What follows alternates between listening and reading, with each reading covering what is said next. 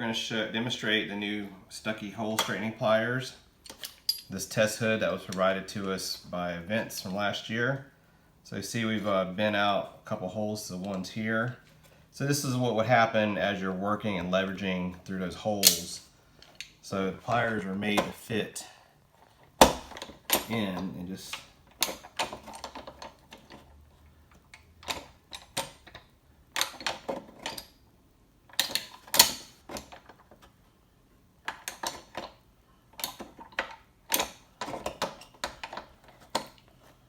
so you know, straighten that out.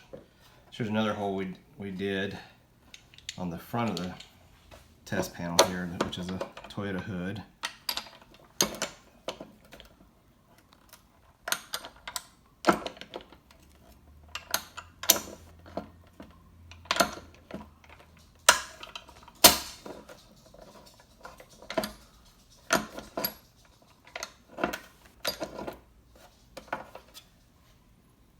You see that's straightening a lot of it out.